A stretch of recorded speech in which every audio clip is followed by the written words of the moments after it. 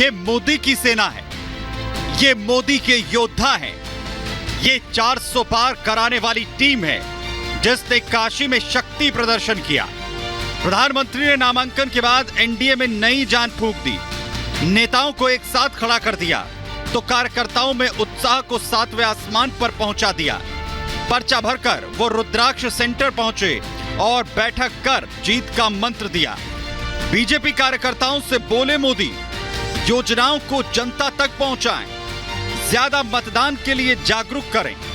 Team Modi का मकसद है बम्पर वोटिंग और 400 पार सीट, इसलिए तो मोदी ने चौथे चरण के बाद एनडीए को और भी चार्ज कर दिया है ताकि बचे हुए 3 चरणों में 400 पार के लक्ष्य को अंजाम दिया जा सके। ये नामांकन जो ऐतिहासिक नामांकन है, देश भर में खुशी का माहौल है। इससे 2014, 2019 ये सब रिकॉर्ड टूटेंगे। और महाराष्ट्र की सीटें? महाराष्ट्र हमारा मिशन 45 हम सक्सेस करेंगे और 400 पार? 400 पार भी सक्सेस होगा। मोदी के नामांकन में एनडीए की ताकत और 400 पार की झलक ही नहीं दिखी, बल्कि इस टारगेट को पूरा करने के लिए सबको जोड़ने की भावना भी दिखी। मोदी के 4 प्रस्तावक भी अलग अलग समाज से हैं, जिसमें 2 ओबीसी, 1 दलित और 1 ब्राह्मण है। यानी एक ऐसा प्रधानमंत्री जो पूरे भारत को जोड़ने का संदेश देता है, जिसकी वानगी मोदी के रोड शो में भी दिखी। पीएम के रथ के आगे महिलाओं का हुजूम था तो आसपास युवाओं का जमावड़ा।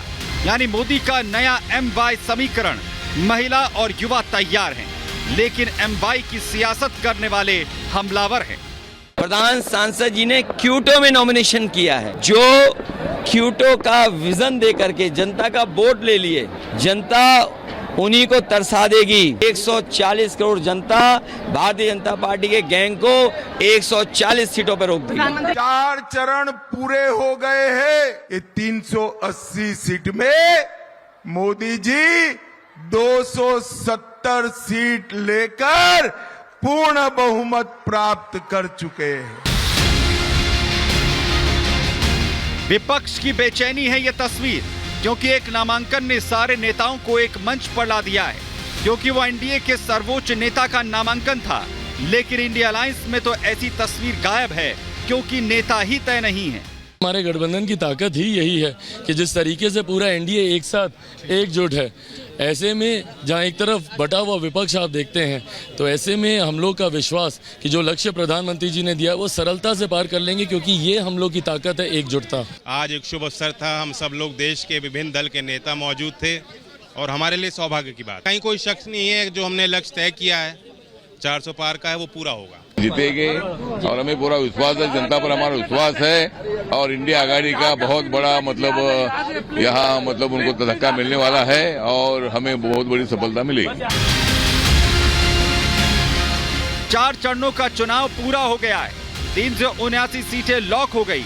अब बची हैं 543 में से वाराणसी समेत 164 सीट, जिन पर टीम मोदी अपनी रणनीति के तहत आगे बढ़ रही है।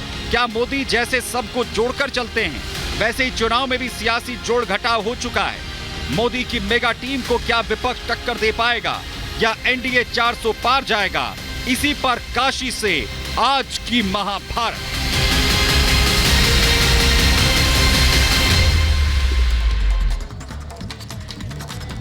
यहाँ 80 घाट से आपके लिए महाभारत लेकर आ रही हूँ। मेरे साथ बीजेपी के प्रवक्ता शिवम त्यागी हैं, ममता काले जी हैं, राजनीतिक विश्लेषक हैं, राजकुमार भाटी जी राष्ट्रीय प्रवक्ता हैं समाजवादी पार्टी के, दुष्यंत नागर जी कांग्रेस का पक्ष रखते हैं, प्रोफेसर, और साथ ही कंचना यादव जी हैं आरजेडी की प्रवक्ता। बहुत बहुत स्वागत आप सभी का महाभारत में। मैं एक बार जरा इस बहस की शुरुआत करूं। आज बनारस ने एक तरह का उत्सव देखा और वो कल से उत्सव चल रहा है, लेकिन यहाँ पर लोगों से पूछना चाहती हूँ, जो बात अमित शाह जी ने आज कही है, गृह मंत्री ने कह दिया है 270 सीटें 4 चरण में बीजेपी एनडीए की आ चुकी है, अब 3 और चरण है, 400 पार हो जाएगी। मैडम, अमित शाह जी बड़े नेता हैं और उन्होंने जो कहा है किन सूत्रों से कहा है, क्योंकि हम लोग जो है अगल बगल आसपास देख रहे हैं, बगल की ही सीट बनारस के बगल में चंदौली की सीट फंसी हुई है भारतीय जनता पार्टी की, और अन्य जगहों पे हम लोग देख रहे हैं जगह जगह फंसी हुई है। तो कह रहे हैं कि हम 72-75 जो है यूपी में पा रहे हैं, और सारे समीकरण आपको नहीं लग रहा सिस्टम देख रहे हैं ना, कहीं से नहीं आ रहे। आपको लग रहा है वो कह रहे हैं फंसी हुई है 72-75 कैसे आ जाएंगी बीजेपी की यूपी में? देखिए, फंसे और निकलने से तात्पर्य विकास का है, शिक्षा पे ध्यान दें। अभी इस बार जो बच्चे शिक्षा के लिए और जो रोजगार के लिए उनको पसंद कर रहे हैं, वो आने वाले भविष्य में अगर बच्चे इसी तरह से IITian जैसे मुंबई के IITian को नौकरी नहीं मिल पाई, आप ही लोगों ने दिखाया था चैनल के माध्यम से हम लोग जान पाए, अगर वैसे ही IIT बेरोजगार रहेंगे तो आने वाले इस बार तो जो भी कर लें पा लें, जो भी जैसे पिक्चर होती है ना, तो पिक्चर बड़े दिनों में बनाई जाती है लेकिन 3 घंटे में दिखाया जाता है, तो फिल्म की वास्तविकता और हकीकत दोनों में अंतर होता है। अच्छा, तो ये बात कह रहे हैं, मैं जरा शिवम के पास ही चली जाती हूँ। शिवम, जरा आपने सुना जो लोग यहाँ पर बात कर रहे हैं, क्या ऐसा है कि पिक्चर बड़ी है लेकिन उसके बाद वो 400 वाला नारा सिर्फ नारा रहेगा? वाकई में उतने नंबर बीजेपी के नहीं आने वाले हैं? जरा बताइए। सुचारिता जी, आपकी आवाज बीच में, क्या पिक्चर बड़ी है लेकिन 400 के बाद आपकी आवाज नहीं आई? आप मुझे सुन पा रही हैं? लेकिन उतने से मुझे लगता है कि मैं जवाब दे पाऊंगा जो आपने पूछा। आपको आवाज आ रही है मेरी?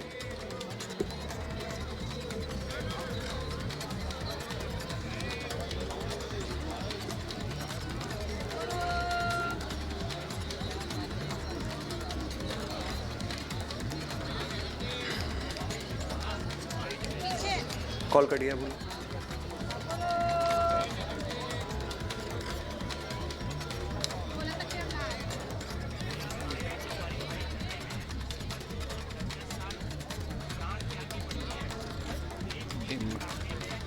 सुचरिता जी, शिवम भाई को तो आपकी आवाज़ मिल नहीं रही है और शिवम की आपको नहीं मिल रही, तब तक मैं बोल देता हूँ। उत्तर प्रदेश में भारतीय जनता पार्टी 30 से नीचे जा रही है, ये नया आकलन है अब जो लेटेस्ट जो समीक्षा आई है चुनाव की। और जिस तरह उत्तर प्रदेश में अगले चरण में चुनाव बढ़ता जा रहा है, जैसे जैसे आगे बढ़ रहा है चुनाव, भारतीय जनता पार्टी की हालत पतली होती जा रही है, और 30 और 20 के बीच में भारतीय जनता पार्टी सिमट सकती है। भारतीय जनता पार्टी की सरकार रिपीट नहीं हो रही है, और ये भारतीय जनता पार्टी के खुद के बयानों से और खुद के जो ट्वीट आ रहे हैं उनसे पता चलता है कि भारतीय जनता पार्टी कितनी घबराई हुई है। पता नहीं मेरी आवाज़ जा रही है कि नहीं जा रही है। देखिए, अभी यूपी बीजेपी ने कल ट्वीट किया है और उसकी भाषा देखिए आप, गुंडों के आगे पुलिस प्रशासन नतमस्तक। ये यूपी बीजेपी का ट्वीट है। अगर भारतीय जनता पार्टी, जिसकी सरकार है खुद उत्तर प्रदेश में, अगर वो पार्टी खुद ये कह रही है कि पुलिस प्रशासन गुंडों के आगे नतमस्तक, तो हालात कितने खराब हैं इसका अंदाज़ा लगाया जा सकता है। तो इसका मतलब उत्तर प्रदेश में तो कानून व्यवस्था फेल हो गई, संवैधानिक संस्थाएं फेल हो गई, राष्ट्रपति शासन लगाने के पर्याप्त कारण मौजूद हैं। तुरंत संज्ञान लेकर राष्ट्रपति को उत्तर प्रदेश में राष्ट्रपति शासन घोषित कर देना चाहिए। तो जब सत्तारूढ़ पार्टी ऐसी रिपोर्ट दे रही हो कि पुलिस प्रशासन गुंडों के आगे नतमस्तक,